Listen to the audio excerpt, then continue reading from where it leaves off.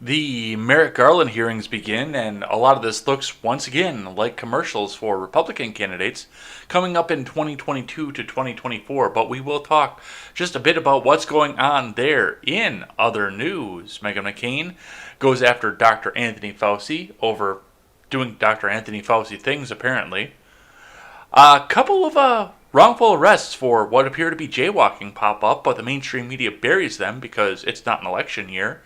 And Pelosi rails against gerrymandering, but then funnels $300,000 into a pro-gerrymandering fund.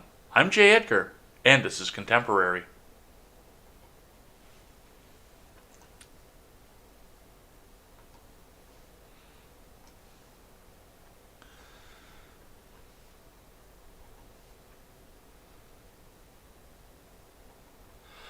Good morning, everybody. Welcome to Contemporary. My name is Jay Edgar. It's been a day here. We moved almost seamlessly out of the Capitol riots and the Texas freeze right into the confirmation of Merrick Garland, looking directly over the almost denial of Tandon.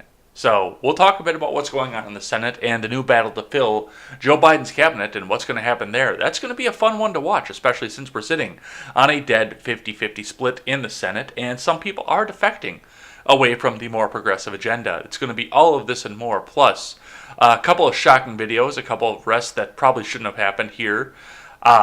The U.S. Supreme Court is ready to release Trump's tax returns, which I'm pretty sure now that he's a private citizen is illegal. So we'll talk a bit about all of that here. But before we get started, go on over and bookmark freedomscoop.com. We are still under construction, pardon our dust, but go on over there, leave the bookmark for our page. So once we get back up and running, you can check out great shows such as The Generational Gap, The Daily Ignoramus, The Breakdown with Birkenhoff, The Freckles and Brit Show, and The R-Rated Conservative. We'll have a swag shack. We'll try and work on some written articles. We are going to try and make your one-stop shop for all of your news and commentary needs. So come on over there and check us out. Throw that bookmark down and get ready to pick up some of our swag and help us support great creators. All right, looking at the Dow Jones throughout yesterday, we had almost a steady rise.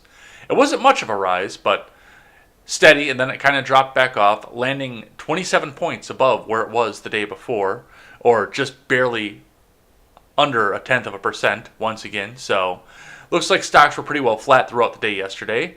Let's look at what Bitcoin was. Bitcoin took a hard drop yesterday down to 48,694.80. So I'm guessing a few people lost a little bit of money off of that one there. And maybe it'll come swing back once again. Maybe it won't. We'll see what happens with that and see what the investors have to say on that. Moving on into Investors Business Daily. Dow Jones futures rise, tech futures dive as Bitcoin tumbles. Zoom Info leads earnings movers. From Scott Littonen. Dow Jones futures inched higher while S&P 500 futures were squarely lower. NASDAQ 100 futures sold off sharply early Tuesday. Bitcoin tumbled from all-time highs while Tesla stock added to Monday's big loss. On Monday, the tech-heavy NASDAQ composite sold off 2.5%, its worst day since January 27th. The S&P 500 moved down 0.8%, while the Dow Jones Industrial Average traded up 0.1%. Among the Dow Jones leaders, Apple slid 3%, while Microsoft descended 2.7%. Apple stock fell further below its 10-week line. While Microsoft is testing a recent buy point, Disney is back in buy range after Monday's sharp gain. Tesla dove 8.5% on Monday, breaking down through its 50-day support level. Late Monday, Cadence Design Systems, Palo Alto Networks, and Zoom Info reported earnings results. Among top stocks in or near buy zones, hot IPO stock Shoals Technology is trying to break out past a new buy point while Trade Desk continues to form a new base. Apple, Microsoft, Tesla, and Zoom Info are IBD leaderboard stocks. Shoals Technology was Thursday's IBD stock of the day. Trade Desk was featured in this week's Stocks Near a Buy Zone column. On the futures, ahead of the stock market open Tuesday, Dow Jones futures inched higher, while S&P 500 futures lost 0.5% versus fair value. NASDAQ 100 futures sold off 1.8% versus fair value. Remember, trading in Dow Jones futures and elsewhere doesn't necessarily translate into actual trading on the next regular stock market session. Among exchange-traded funds, innovator IBD 50 tumbled 2.9% Monday. The NASDAQ 100 linked Invesco Trust traded down 2.6%. Meanwhile, the SPDR S&P 500 ETF lost 0.8%.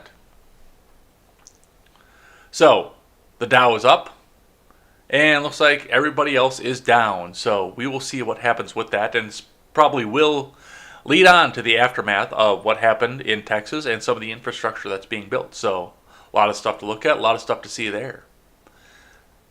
From CNBC, NASDAQ closes 2.5% lower as big tech gets hit. Economic comeback plays a lift Dow. From Yoon Lee, steep losses in technology shares dragged down the S&P 500 on Monday as a continuous rise in bond yields dented the appetite for growth stocks. Meanwhile, investors piled into economically sensitive names to bet on a comeback.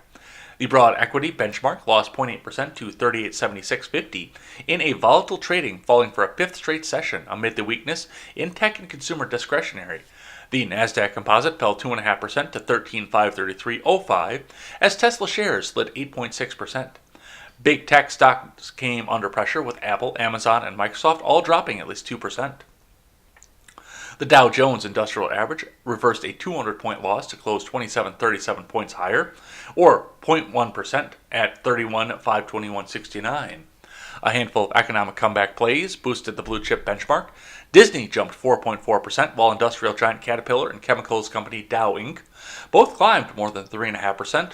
American Express and Chevron gained 3.2% and 2.7% respectively. I still can't believe that American Express still exists. I never see one. But hey, apparently they're out there. Once in a while you do see one pass through your hands if you're doing something retail, but it's very, very, very rare to see it. But as I mentioned, infrastructure is coming, construction, repairs. Whenever a Democrat comes to office, they build roads. I hate roads. But they build roads. And Caterpillar is going to be at the forefront of that because that is the leader in building technology, road building equipment. They are one of the big leaders there, so definitely we're going to see that one go up. Some equity investors grow concerned about rapidly rising Treasury yields in recent weeks, as they could especially hurt high-growth companies reliant on easy borrowing while diminishing the relative appeal of stocks. These same tech stocks also thrived during the pandemic, so some investors may be taking profits and rotating into names that will do well in a recovery. The 10-year Treasury yield rose again on Monday to around 1.35% after jumping 14 basis points last week to its highest level since February of 2020. So far this month, the benchmark rate has moved up 27 basis points. The 30-year yield has touched a one-year high of 2.2% on Monday. A basis point is 0.01%. This move in yield should be something that investors keep a close eye on. Matt Maley, chief market strategist at Miller Tabak, said in a note, "Just because long-term rates are ultra low on a historical basis, we do not believe that they will have to rise as far as most pundits think they do before they impact the stock market."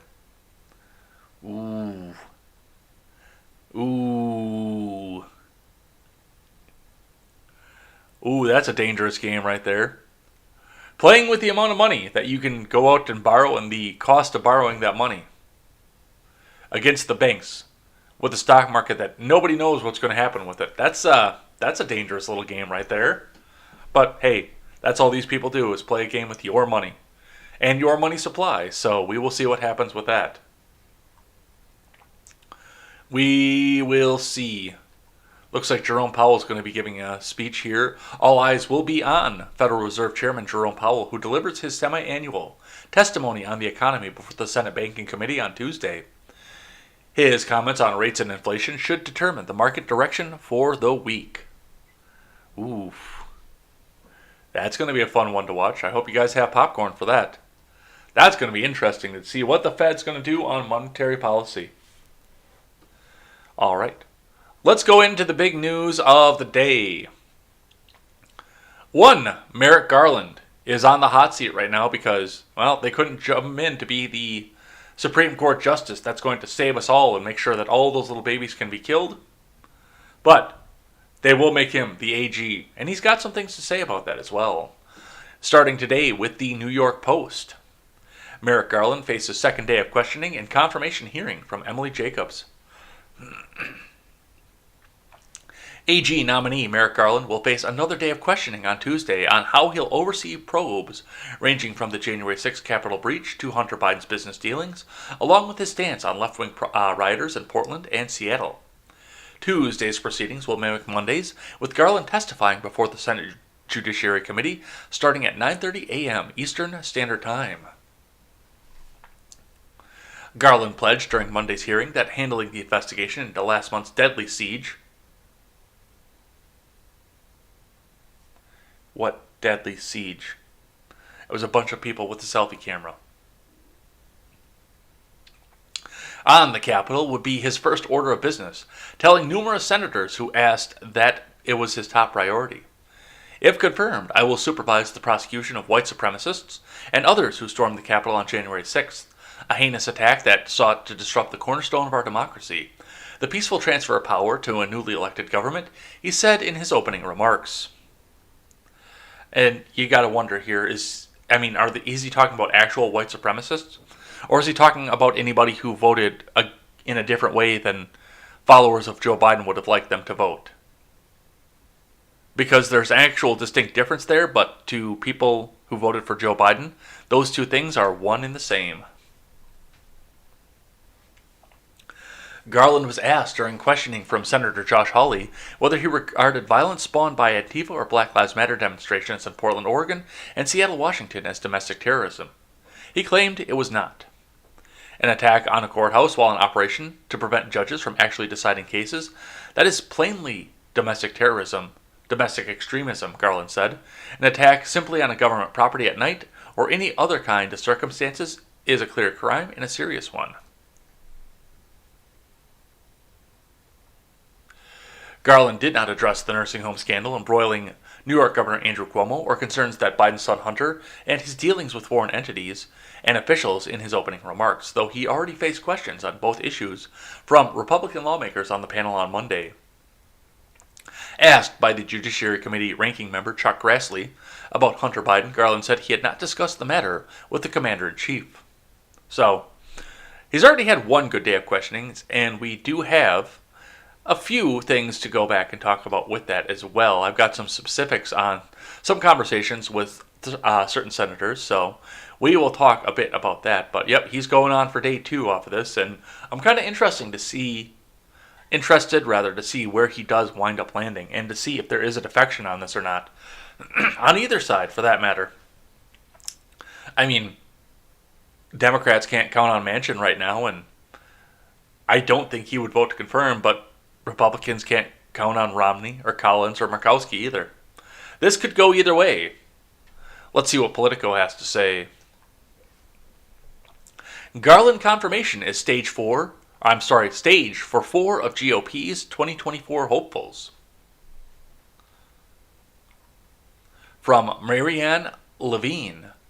Merrick Garland appears on track for an easy confirmation hearing this week, but the Attorney General nominee's moments in the spotlight will once again be affected by presidential politics, as 4 of 2024's GOP contenders get a stage to catapult their national brands. Josh Hawley, Ted Cruz, Ben Sasse, and Tom Cotton all sit on the Senate Judiciary Committee, which on Monday starts its 2-day hearing on Garland's nomination to lead President Joe Biden's Department of Justice. The committee has evolved in recent years into a powerful platform for members with broader political ambitions, and all 4 GOP senators are viewed as potential White House hopefuls for a party currently riven with internal strife. Let's look at all 4 of those names up here. Josh Hawley, Ted Cruz, Ben Sasse, and Tom Cotton for president in 2024. How about no, and fuck no?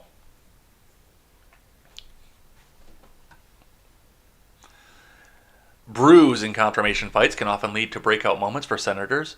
Now, Vice President Kamala Harris rose to national prominence, thanks in part to her incisive questioning of former President Donald Trump's nominees. But the 4 younger Republicans on Judiciary this year are being advised to take a more delicate approach to Garland. The former federal judge is expected to receive widespread GOP support for his nomination. No. He's a miserable fucking radical that's disguised as a moderate.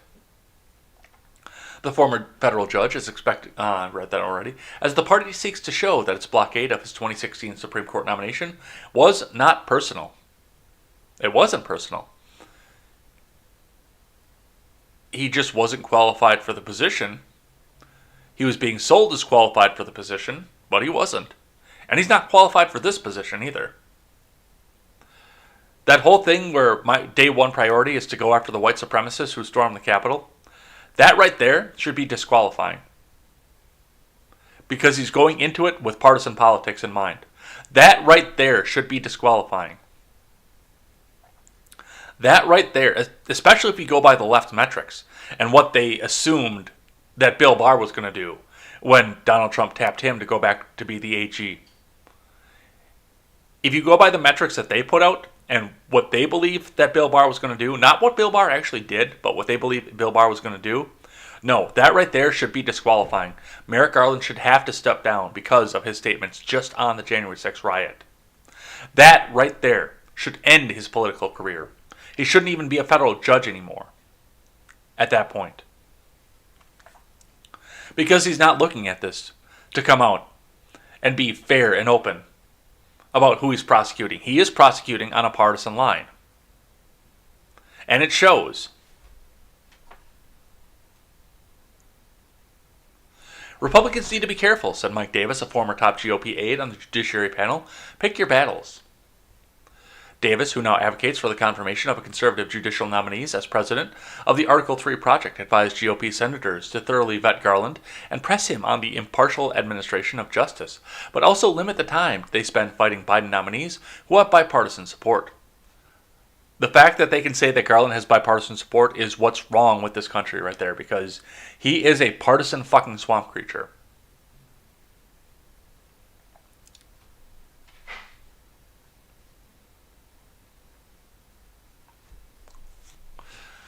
Unless something extraordinary comes out of Judge Merrick Garland's confirmation hearing, Davis added, I doubt that anyone should be advocating for his defeat.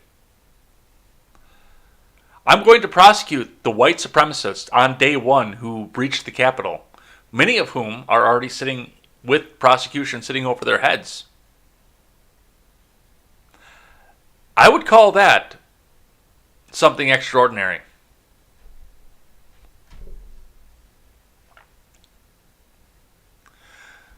Hawley is the only GOP senator so far to vote against every one of Biden's cabinet nominees. Neither he, Cruz, Cotton, nor Sass have signaled yet whether they'll support Garland, though Senator Lindsey Graham, as a former chair of the Judiciary panel, called the nomination a sound choice by Biden last month.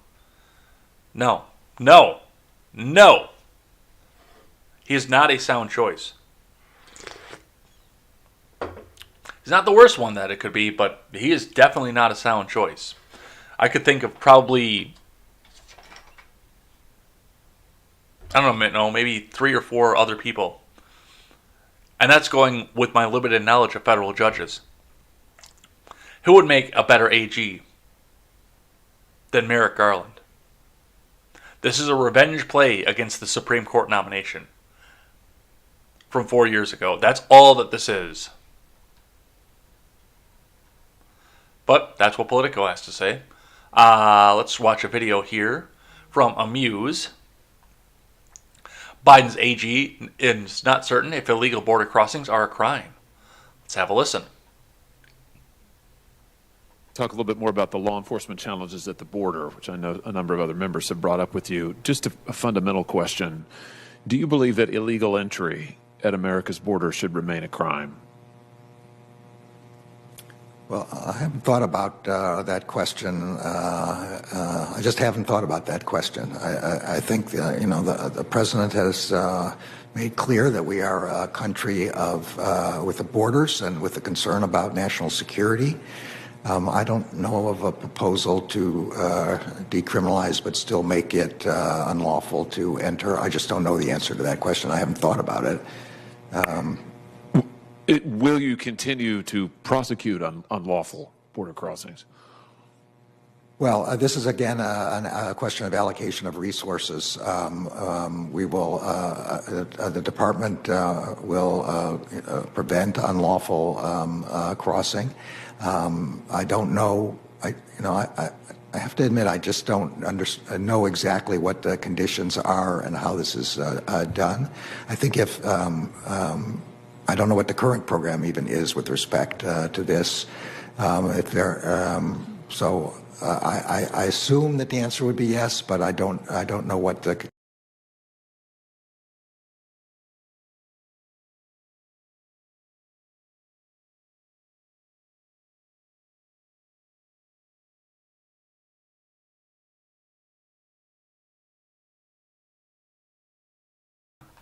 Well, that should also be disqualifying right there, because the proper answer to that should be until the legislature makes a law changing what border crossings, the status of border crossings, then yes, I will continue to prosecute them.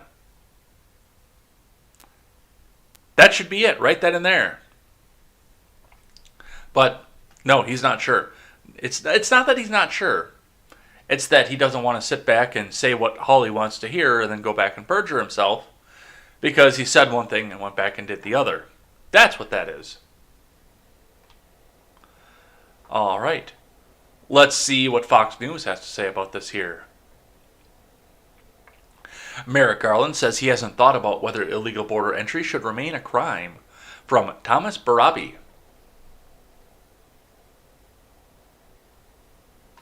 Attorney General nominee Merrick Garland sidestepped a series of questions at his confirmation hearing Monday regarding his view on how the Justice Department would enforce immigration law on border crossings if he is confirmed as its top official. Josh Hawley pressed Garland on his stance on immigration policy near the end of the first day of his hearing before the Senate Judiciary Committee. At the start of his 5-minute window for questions, Hawley asked Garland if believed illegal entry to the U.S. should remain a crime. I haven't thought about that question. I just haven't thought about that question. Garland said in response, I think the president has made clear we're a country with borders and with a concern about national security. I don't know if a proposal to decriminalize, but still make it unlawful to re-enter. I just don't know the answer to that question. I haven't thought about it. Well, you've been a federal judge for decades, so I would think that you would have thought about this at least at one point in your career, because I'm sure it's come across your bench at some point in your career, somewhere in the middle of this. Upon entering office, President Biden signed a series of executive orders meant to reverse immigration policies enacted under former President Donald Trump, including an action that revoked funding for the border wall. Last week, congressional Democrats introduced a Biden-backed immigration bill that includes an 8-year path to citizenship for undocumented immigrants, among other measures. Yeah, okay. No, once again, that's nothing but a big ask, because then they come out and say, oh, look at the Republicans, they blocked this. That's all that is. They have no intention on making these people citizens. They can just sit back and virtue signal, because they still have the filibuster in place. Hawley pressed Garland following his admission, asking the nominee if he would continue to prosecute unlawful border crossings if confirmed as AG. This is, again, a question of allocation of resources, Garland said. The department will prevent unlawful crossing. I don't know, I have to admit. I just don't know exactly what the conditions are and how this is done. I don't know what the current program even is with respect to this. I assume the answer would be yes, but I don't know what the issues surrounding it are. And there you go. He doesn't know because the people that are pulling the puppet strings of Biden haven't told him what the answer actually is yet. All right, let's read one from NPR here. See what they have to say. Garland says January 6 probe would be top priority if confirmed as AG. This is from Ryan Lucas. Remember, only you can keep NPR on the air with their quiet, dulcet tones with a donation, because your tax dollars aren't doing enough to hold them up, and they are supported in part by viewers like you. All right, let's see what we've got here President Biden's pick to lead the Justice Department, Merrick Garland, told lawmakers Monday that the investigation into the Capitol insurrection would be a top priority if he is confirmed as Attorney General. But apparently the border isn't. Garland, a widely respected judge who has served for more than 20 years at the U.S. Court of Appeals for D.C., has said the attack on the Capitol was the most heinous attack on American democracy that he's ever seen. Okay. How long have you had your eyes closed? One of the very first things I will do is get a briefing on the progress of the investigation, Garland said. I intend to give the career prosecutors who are working on this matter 24/7 all the resources they could possibly require to do this. Garland also said he wants to look more broadly at the roots of extremism and which groups could pose problems in the future. It's the ones that the people in the executive branch don't like. It's the ones full of people who vote differently than the executive branch likes. It's the ones who voted for Trump. He has experience dealing with the topic, having overseen the federal investigation into the Oklahoma City bombing earlier in his career. As for the Capitol probe, he said investigators will begin with people on the ground, but will work their way up to those who are further involved and pursue these leads wherever they take us. Garland has won support from Democrats and Republicans alike, who point to his deep legal knowledge, temperament, and experience. Temperament, huh? That's what you want to call it?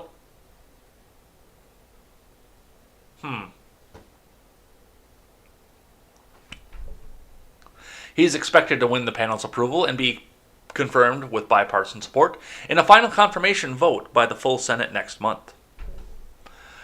If he is confirmed, Garland will have no shortage of challenges to tackle, including ensuring civil rights and racial justice for all Americans.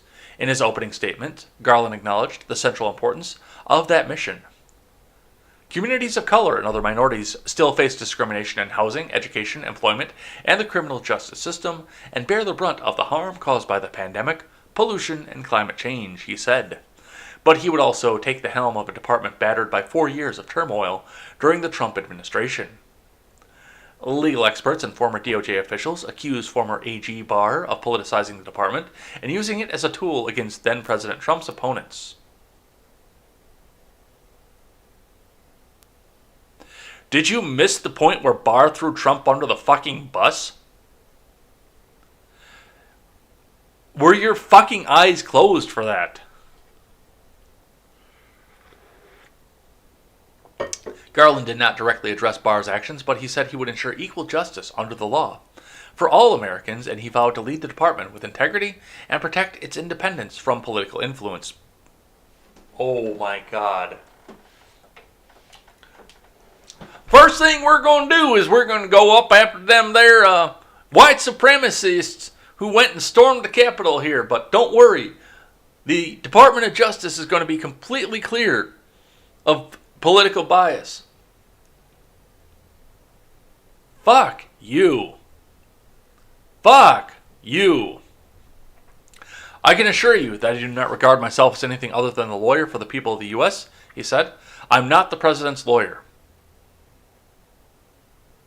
Well, you're not exactly a lawyer for the people of the U.S. either. You're a prosecuting attorney.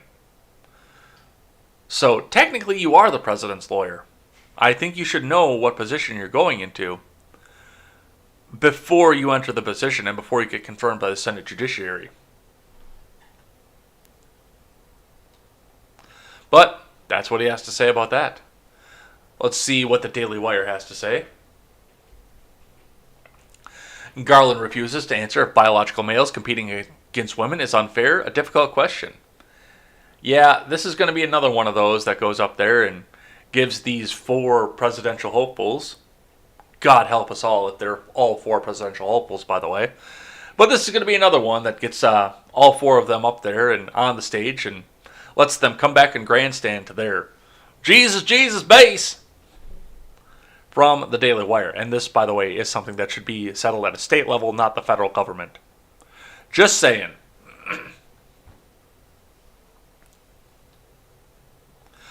Biden Attorney General nominee Merrick Garland refused to answer during his confirmation hearing on Monday whether allowing biological males to compete in women's sports was fundamentally unfair to female athletes, and instead just said that it was a very difficult societal question.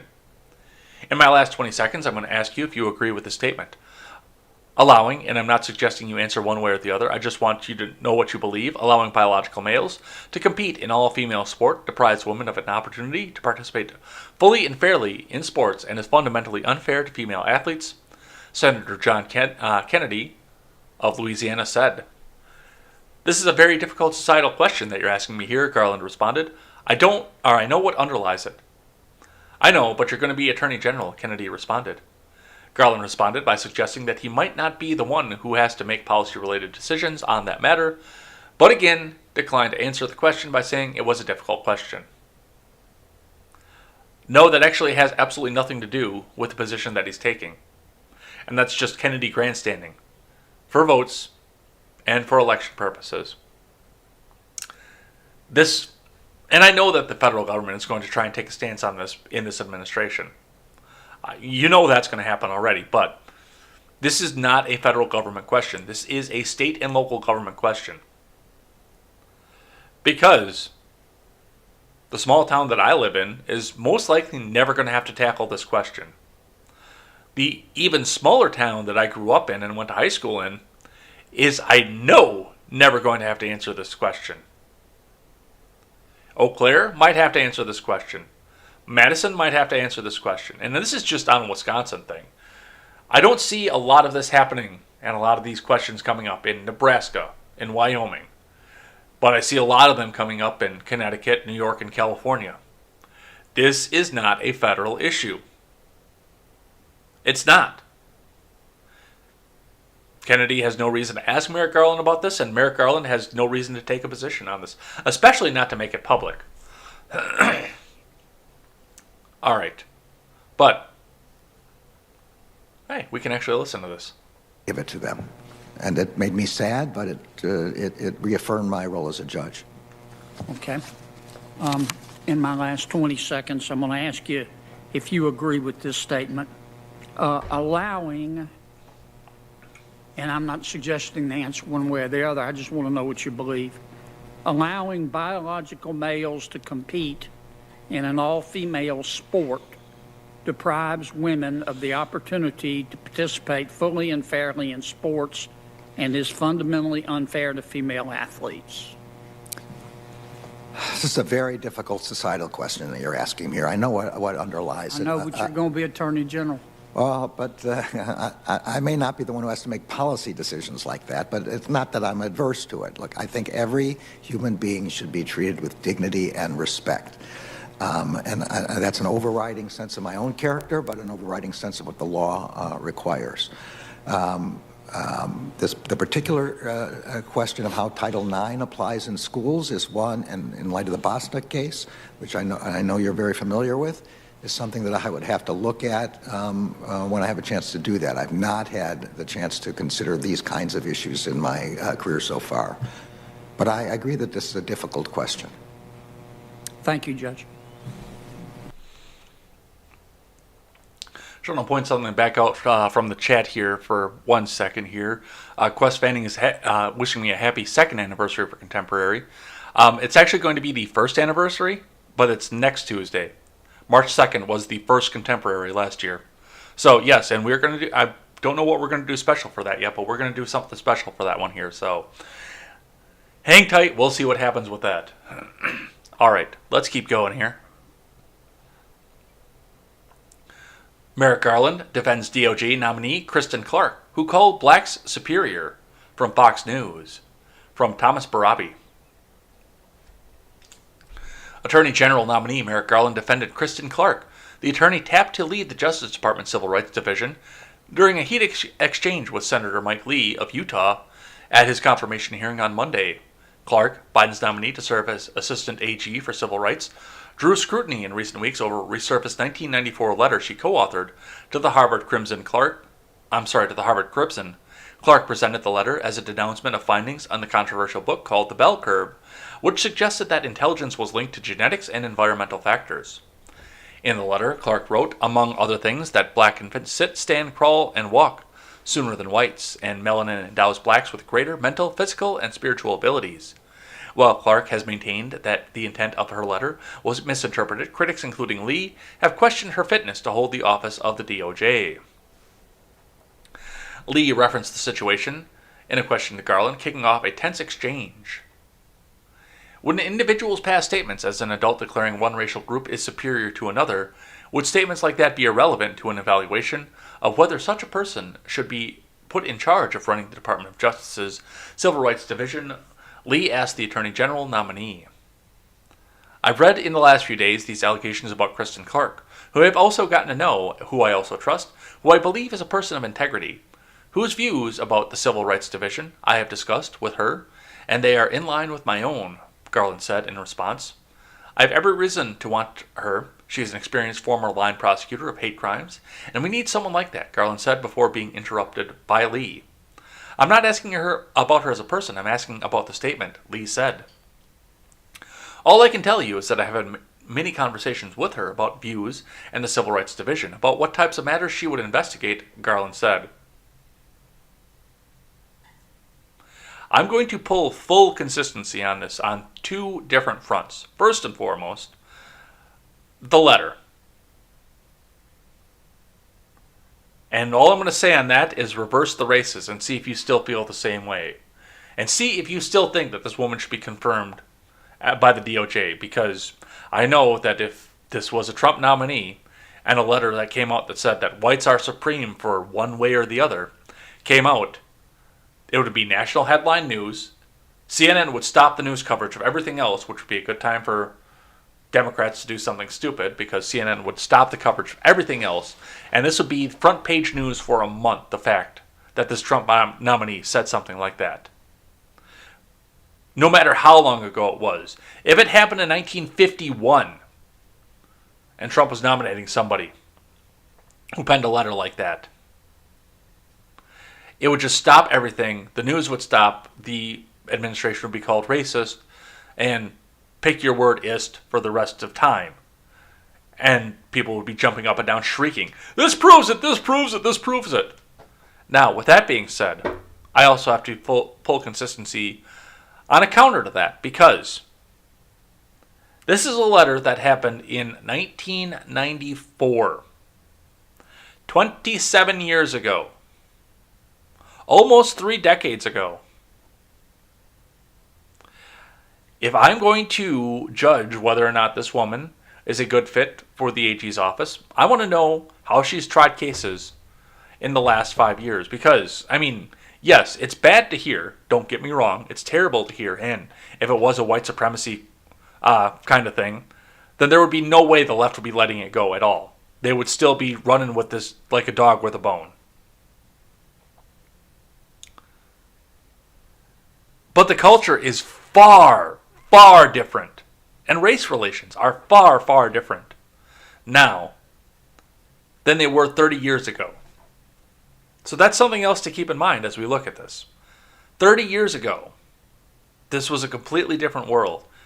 And I'd almost venture a guess to say that 30 years ago, we were in a better place on race relations than we are now. But I would want to see what her prosecutorial record was for the last 5 to 10 years, not the last 30 years. So, no, absolutely. This shouldn't even be coming up, but still, reverse the roles and see if you feel the same. So that's what we've got to see for that. All right, got another one here from the Daily Wire. Cory Booker asked Attorney General nominee Merrick Garland about systemic racism. From Charlotte Pence Bond. During Monday's confirmation hearing before the Senate Judiciary Committee, AG nominee Merrick Garland was asked about systemic racism. Democratic Senator Cory Booker of New Jersey asked Garland about his views regarding mass incarceration and inherent bias in the criminal justice system. Booker began by describing the Micah Mandate, which he explained as do justice, love mercy, and walk humbly. He quoted an activist theologian he has read who says, "What does love look like in public? It looks like justice." Booker continued, telling Garland, "You have to me, one of the most important positions on planet Earth for trying to create a more just society. I want to talk to you about white supremacist violence. But before I get there, I am actually concerned with something that I consider pernicious and very difficult to root out, which is the realities of implicit racial bias that lead to larger systemic racism. Of course, they wouldn't give me a video on that. Booker then asked Garland directly, "Does our justice system treat people equally in this country at this point?" Garland responded, "Sadly, and it is plain to me, it does not." He continued, "There's no question that there's disparate treatment in our justice system. Mass incarceration is a very good example of this problem. We're incarcerating almost 25% of the world's population, and we have something like 5% of the world's population. I don't think that is because Americans are worse. What belies is the disparate treatment of blacks and communities of color." There you go, pander a little bit more. Booker went on to discuss marijuana arrests in the country, saying that the likelihood of an African American being arrested for doing things that the last four presidents admitted to doing is 3 to 4 times higher than somebody white. Booker asked, "Is that evidence that within the system there's implicit racial bias, yes or no?" Garland said that it was definitely evidence of disparate treatment, saying that his treatment arises out of implicit bias. Garland made the point to say that this might be unconscious bias or conscious bias. Booker later clarified, saying that the disparate treatment of people of color does not mean that the people who are engaged in this are racist. It means that they have an implicit racist bias that leads them to make different decisions about people. And with that, I would say that this is nothing but just another pandering move, but we do have to look at the reality of the fact that there were a couple incidents in the past couple days that we do need to address that do seem to be outrightly a little bit racist. Mostly they come down to the fact that there are people that have too much power enforcing too many laws, but it still happened anyway. So that's what we saw Merrick Garland for the first day here. Let's look into some of the other news here, starting with this one from the New York Post. New video shows California cops fatally shoot black man after jaywalking stop. From Craig McCarthy. Interesting that it's out of California, and interesting that I actually didn't see this in anybody's headline. I actually found this because of an argument that was involving Killdozer's SCN over on Twitter. A new video shows the fatal shooting of a black man after homeless outreach deputies stopped him for jaywalking in California last year. Okay, so this was last year. I'm a little surprised this didn't come up, because that was it was still an election year. The 12-minute clip, a combination of dash cam, cell phone, and surveillance footage, shows 2 Orange County Sheriff's deputies watching 42-year-old Kurt Andrus Reinhold on a sidewalk in San Clemente from their police cruiser. "Watch this, he's going to jaywalk," one of the cops says as they pull up to Reinhold. The other responds, "Don't make case law." When the pair get out the cruiser to approach the man, the dashcam footage doesn't capture the interaction, but one of the cops can be heard asking, "Are you going to stop, or are we going to have to make you stop?" "For what?" Reinhold responds. "For jaywalking," the officer responds. "What are you talking about? I'm walking," an irritated Reinhold shoots back. The man then calls the claim ridiculous and tells the officers to stop touching him. Cell phone video captured by a witness from across the street shows the cops attempting to direct Reinhold back to the sidewalk. The clip then shows the cops arguing with an increasingly aggravated Reinhold before tackling him to the ground. At one point during the struggle, one of the cops yells, "He's got my gun," prompting the other deputy to open fire. According to the department, 2 shots can be heard from cell phone footage. According to KTLA, cops previously released a still photo from the September 23rd incident showing Reinhold's hand near the gun, but it was unclear if he unholstered the gun. The Orange County District Attorney's Office is still investigating the shooting, the outlet reported. Well, a lot to go over here. Now, once again, this is from last year,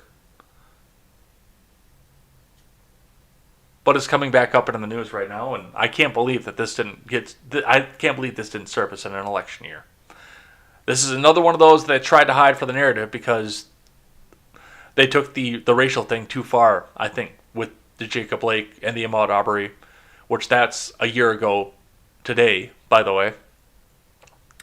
The Ahmaud Arbery, the Jacob Blake, the, what was the other one? The other big one, St. George. So I'm not completely surprised that this didn't come up, but I'm still a little bit surprised off of it. But the biggest problem that I have with this is, why is there a crime for jaywalking? Why is there something that police can go off and stop somebody for in Orange County for jaywalking? When I say that the first step to reforming criminal justice is to get rid of a lot of the laws for victimless crimes, this is what I'm talking about right here. The only person you're going to wind up hurting if you jaywalk, in the most extreme cases, is yourself. But most people are smart enough to go back and look both ways and see before they go out and try to cross the street.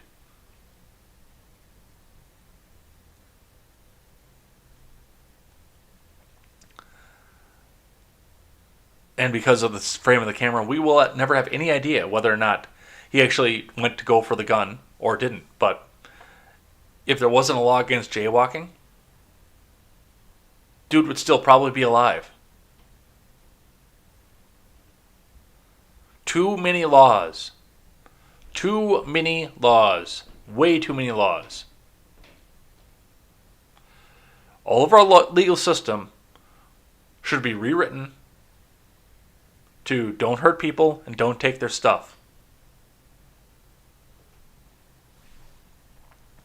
So, that's what we see from that. And I've got another one here, a video from David Centendry. An 18-year-old black man, Rodney Reese, was walking home from work at Walmart during the Texas freeze when Plano Police Department officers charged him with pedestrian in the roadway Tuesday. He spent the night in jail. I'm speaking with him and the chief of police tonight on Fox 4. Once again, too many laws. Too many laws. What is this? Pedestrian in the roadway. Why is that a fucking thing? Seriously. Sir. I'm good, bro. Can you calm down? All right? Dude, pull your fucking pants up. Sir. Don't touch me. Sir, look, we just want to talk to you. All right? Good. I'm on the way home. I'm straight. Okay. Where the fuck I'm going? Okay, but you're walking in the middle of the road. I understand that. My bad. I'm not in the middle of it.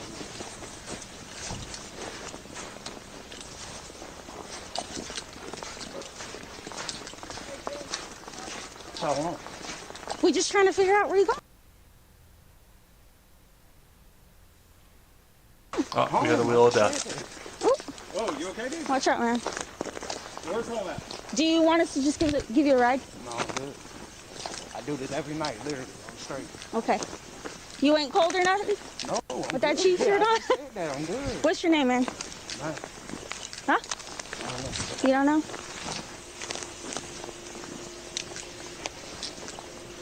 Can you just stop and talk to us for a minute?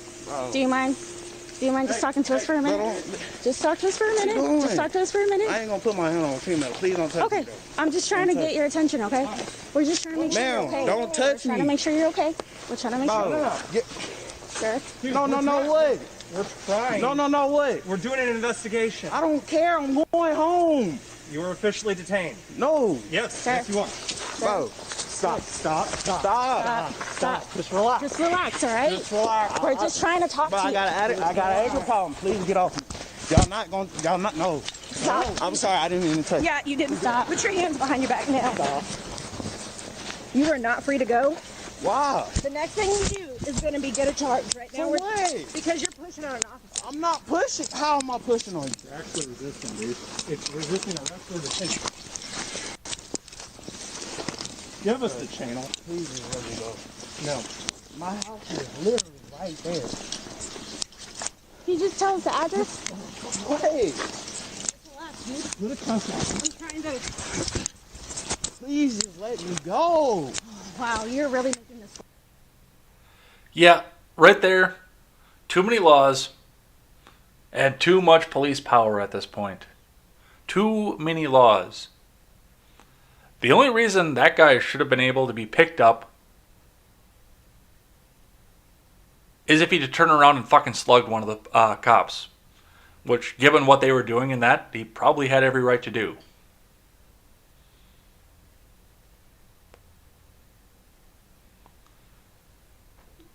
Pedestrian in the roadway. What the fuck is that? Seriously.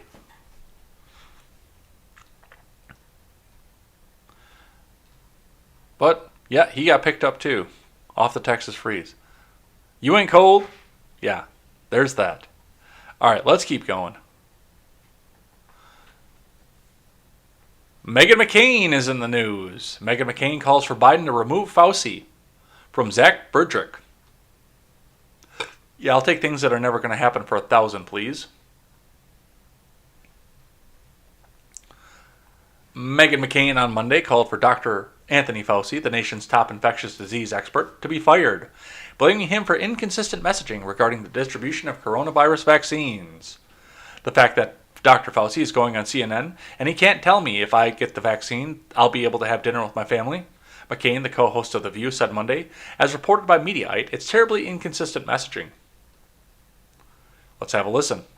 The fact that I, Meghan McCain, co-host of The View, I don't know when or how I will be able to get a vaccine because the rollout for my age range and my health is so nebulous. I have no idea when and how I can get it. I want to get it. If you call me at 3 o'clock in the morning, I will go any place at any time to get it. I want to be responsible and obviously wait my turn. But this rollout has been a disaster. And I understand, obviously, President Trump can take much of the blame. But now we're in the Biden administration. I, for one, would like something to look forward to and to hope for. Because if getting the vaccine means that just nothing changes and we have to wait another few years till everyone gets it, there's already a lot of people not getting it. We're already having a messaging problem getting people to take this vaccine. So I'm over Dr. Fauci. I think we need to have more people giving more opinions.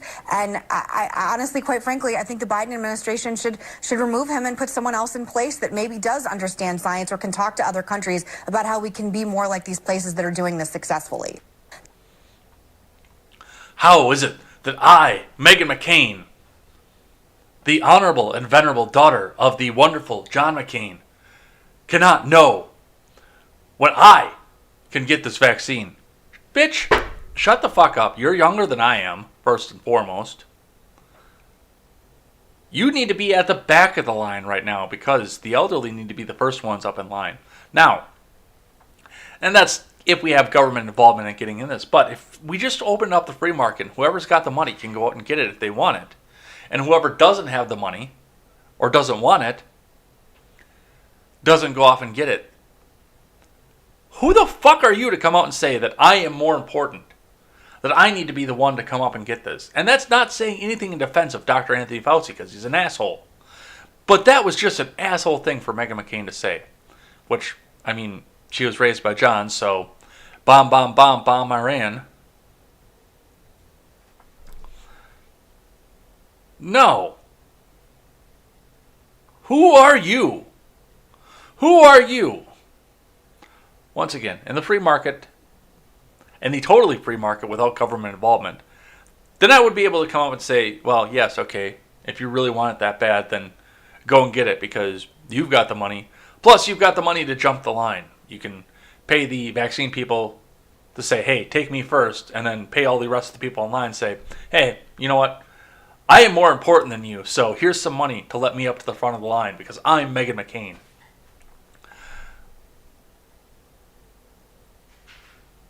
I can't believe I'm semi-defending Anthony Fauci. But things happen. Speaking of Meghan, I got another one here from Fox News. It's going to play an autoplay in just a second. I'll turn that off for you guys.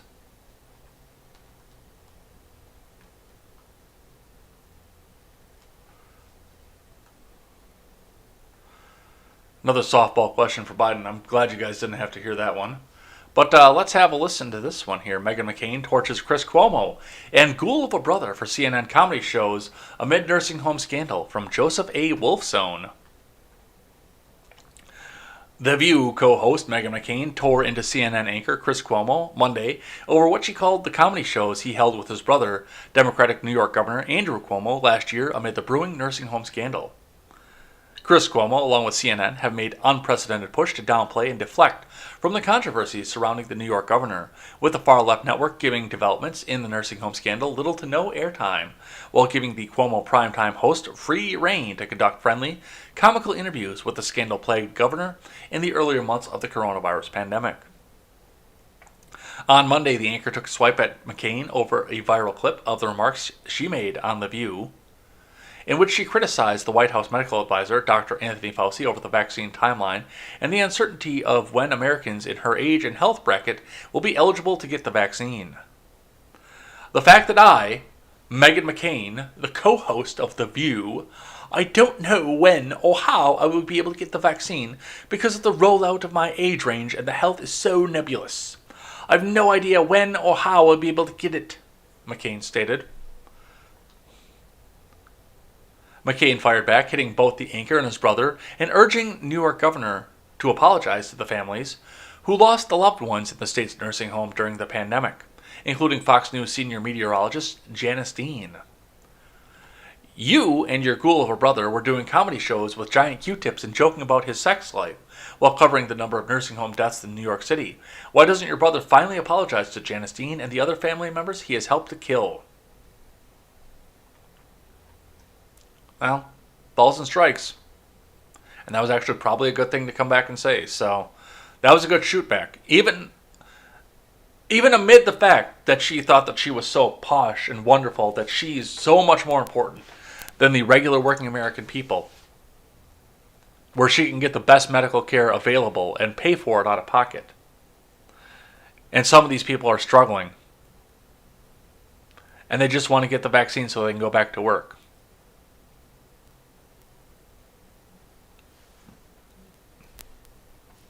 That whole, I am better than you because I am Meghan McCain act was slightly dissolved by this here. So I brought Meghan McCain back to neutral at this point.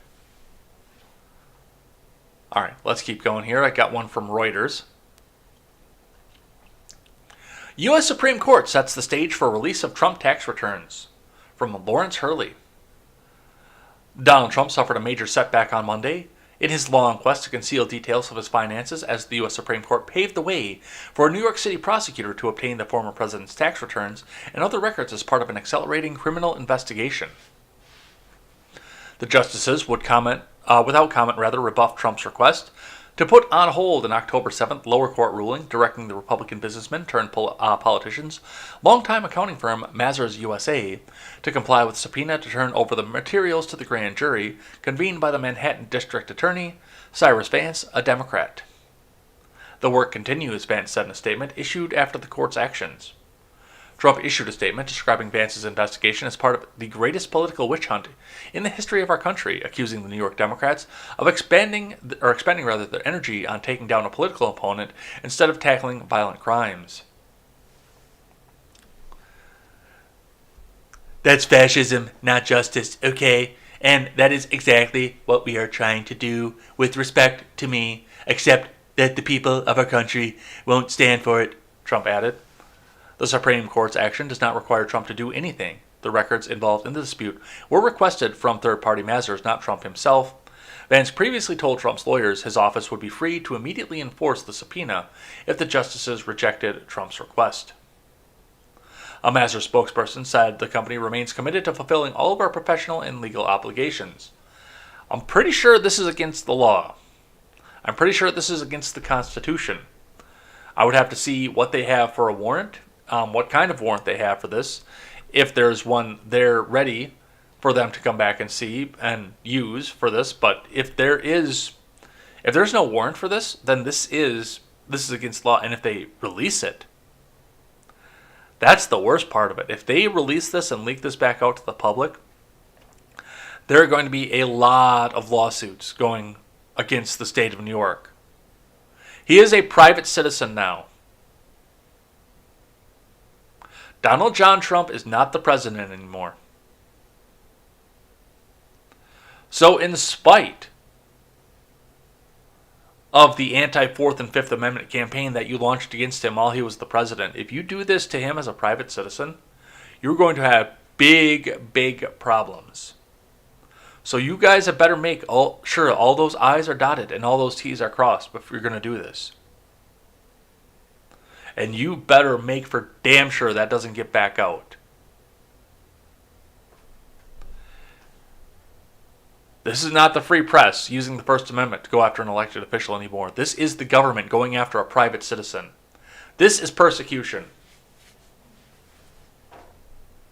And if they'll do it to him, they'll fucking do it to you.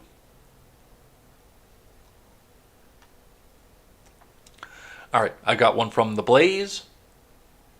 Reporter calls out Biden spokesman on Russia. You guys are taking credit for stuff the previous administration did. From Carlos Garcia. A State Department media briefing turned into a contentious debate after a reporter called out spokesman for the Biden administration for stealing the credit from the previous administration. State Department spokesman Ned Price was touting a new report showing that support had significantly lessened for an energy project that would increase Germany's dependence on Russia for oil. Price was interrupted while patting himself on the back when Matt Lee of the Associated Press rained on his parade with his pointed question. That demonstrates that our strategy, including the legislative strategy, that strategy, of course, Congress has been working on to good effect. So we'll continue to work closely with Germany. We'll continue to work closely with our allies and partners in Europe to uphold Europe's own stated energy security goals, Price said. Isn't it a bit disingenuous to claim credit for the 18 companies winding down? Asked Lee. All of this work was done under the previous administration. You guys have only been in office for a month, right? Are you telling me that in the last 4 weeks, these 18 companies all of a sudden decided to say, "Oh my God, we better not do anything with Nord Stream 2, Lee said, referring to the proposed pipeline project. You guys are taking credit for the previous stuff the previous administration did, Lee asked, yes or no? I'm speaking for the Department of State, Price said. The people who have been working this and the people who are working this now were the same people a month ago, were the same people 3 months ago. Price went on to say that the Biden position on the pipeline was the same as that of the previous administration. We're concerned about the influence that would allow Russia and the leverage it would give the Russian regime over some of our closest allies and partners in Europe, he concluded. But, once again, going off and, now the news media is going to report that the U.S. is being tough on Russia, but they couldn't for a second say that the Trump administration was hard on Russia because that would destroy their narrative, wouldn't it? Oh, well, he's a Russian pawn, so he can't be hard on Russia. All right, let's keep going. Errol Weber. We're just going to ignore that he dropped the N-word? I don't think that he did, but I've listened to this a few times. It's 5 seconds. Let's have a listen. We'll see what you guys think that he actually said, but I think he was trying to say something else. He tripped over his tongue. I'm eager to hear. Eager to hear next from my good friends. I'm eager to hear. Eager to hear next from my good friends. I'm eager to hear. Eager to hear next from my good friends. I'm eager to hear. Eager to hear next from my good. Yeah, it clearly sounds like he says that, but it doesn't sound like that's what he was trying to say. It sounds like he says, I'm eager to hear next from our next guest. But he just tripped over his words because he's 80 years old and not completely all with it. So, I don't know. I'll broadcast it, you guys decide.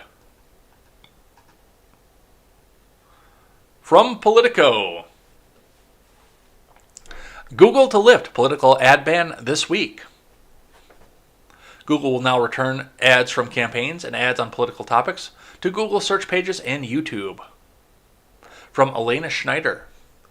Google will lift its ban on political ads on Wednesday, ending a self-imposed prohibition that has been active since the January 6th riot at the U.S. Capitol. Google announced the decision in an email to political clients Monday morning. The tech giant had also banned political ads on its platform, including YouTube and Google search pages, after the 2020 election as part of a broader effort to clamp down on political misinformation. But now they don't care because now they're controlling the misinformation and they've got the backing of the Biden Justice Department. So, we don't need to go much into this here, but yes, Google is going to let you put a political ad and watch a political ad and look up a political ad on all their platforms at this point. All right. From WBAP News Talk, 820 AM, 99.5 FM, HD2, out of Texas. Pelosi funnels $300,000 to gerrymandering after rebuking it. House Speaker Nancy Pelosi said gerrymandering efforts to compromise the integrity of our democracy, and then funneled $300,000 to Democrats' efforts promoting it. The Washington Free Beacon reported on Monday. The Beacon cited filings from Pelosi's PAC to the Future, which is run by her husband, Paul Pelosi. The leadership PAC gave $300,000 to former Obama administration Attorney General Eric Holder's Defense National Democratic Redistricting Committee in 2019, just after she came out against partisan efforts to draw congressional districts for political gain. This year, the Democratic majority passed H.R. 1 for the People Act, which works to end partisan gerrymandering by requiring all states to establish independent, nonpartisan redistricting commissions to draw open and transparent statewide district maps after each census, Pelosi said in 2019 per The Beacon. We will continue to fight partisan gerrymandering, ensure every citizen's vote counts, and oppose any attempt to compromise the integrity of our democracy. Holder's NDRC was born out of former President Barack Obama's frustration with House Republicans obstructing his agenda, and Pelosi, Schumer, and former Virginia Governor Terry McAuliffe met at the Obama White House before former President Donald Trump entered office, forming an effort to draw lines in Democrats' favor, according to The Beacon. See, I think that WBAP gets this completely wrong.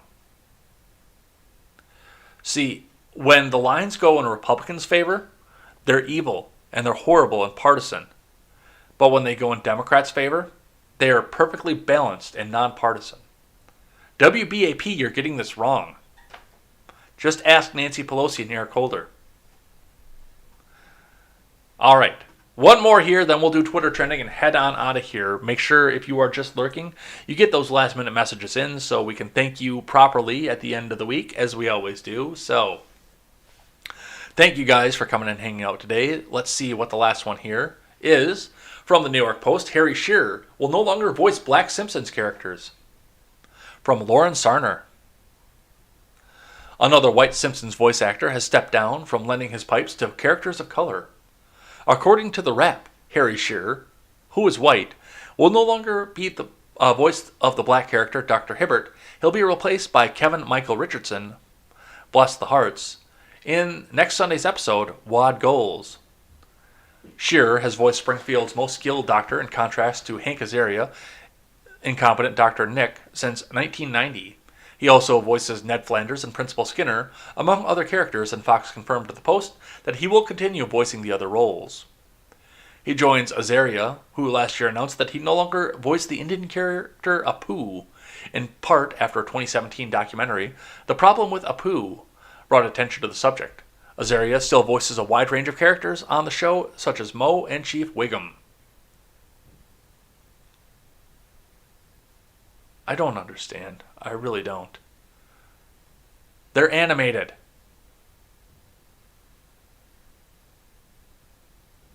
But that's... I mean, if they animate a person, then the person who's voicing him has to look 100% exactly like that person. Is the only thing that I can come back and take out of this. But they're animated. My God. Why? Why is this such a big deal?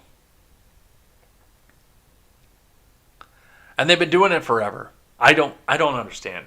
I guess if they feel good about it, then that's what they want to do. But, I mean, this guy, what was his name again? Harry Shearer. He's been Dr. Hibbert for 30 years, for 3 decades. He knows the Dr. Hibbert character better than anybody else will. And it was the same with Azaria and Apu. Yes, he maybe doesn't understand the struggle of what it's like to be Indian, but he knows Apu because he's been Apu for 30 years. Why? Why would they do that? I don't understand. But that's what we have. We will come back. We'll definitely be checking back up on this once again. Let's go on. Let's do Twitter trending, and let's head on out of here for the day. So I've got the Explore tab up here waiting. We'll do a quick refresh and see what we've got going here. All right.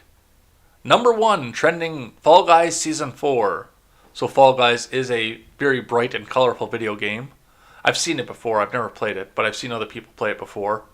Looks like they are opening up a new season, which I don't know what video game seasons are. I know that there were seasons in Diablo 3 when I used to play it, before Blizzard went anti-China. I know there were seasons in that. I don't completely understand what it means, but they are coming up with a new season. So if you were waiting for the new season of Fall Guys, it is here.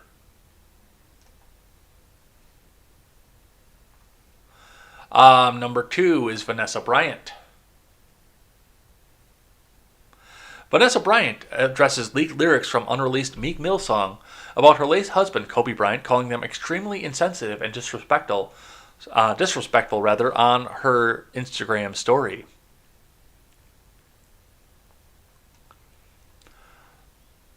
So apparently Meek Mill made a song about Kobe Bryant, and Vanessa didn't much care for it. I don't listen to rap, so I don't know anything about this. Let's see. Buy the Dip. Yeah, I could go for a little bit of chew right now, but I don't think this is what's going to be.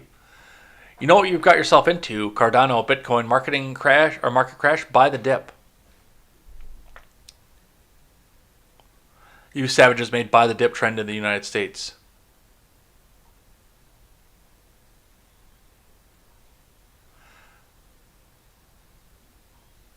So this is one of those where they're trying to scare you out of buying crypto because it's going down right now. So they want to make sure that everybody comes back out of it and we go defend on our fiat currency that they just keep printing.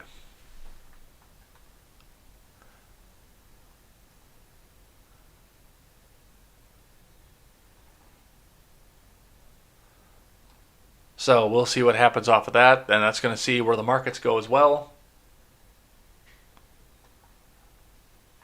We'll skip Tuesday Vibe. The fourth one we'll do here is Hunter Smith. Good Tuesday morning. I have a Peyton signed football and a $500 certificate to Noah Grant's Grill House and Oyster Bar. If you could name the last Colts player to rush for a TD as a place kick holder, one winner, 4 p.m. Eastern Time deadline. Apparently it was Hunter Smith.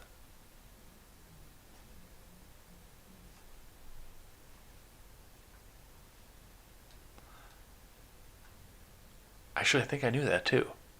Now that I think about that again.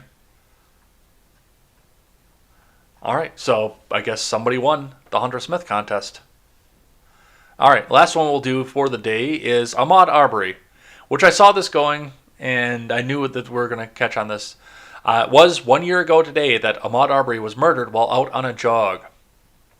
Today I will lace up my running shoes in remembrance of him and wear them throughout the day. Well, no, Taryn T., you're not going to be lacing up your running shoes in remembrance of him. It's your Timberlands that you're going to be lacing up in remembrance of him. I don't even know what happened with any of this, to be completely honest. We never got closure from this one because it stopped fitting the narrative very quickly, and then we got St. George instead.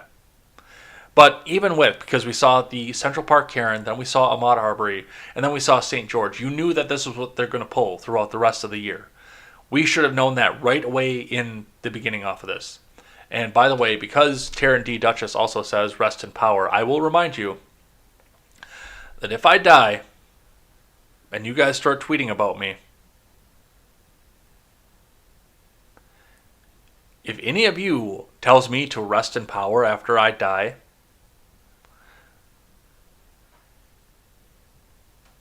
I will come back as a ghost and kick your fucking ass. I don't want to rest in power. I want to rest in peace. I want to be done. Rest in power. But that's the last one today. It was a year ago today that the Ahmaud Arbery whole thing happened, and nobody still knows what went on with that. A lot of bullshit. But it didn't fit the narrative anymore, so people stopped talking about it. And that's going to be it. And we're going to head on out of here for the day. So, let's get this switched out here. And thank you guys for coming by for a bit today and hanging out with me. I did see the one question in the chat, and I'm going to hit that quick because it was directed right at me, and we got just a little bit of time here. So, I just want to say that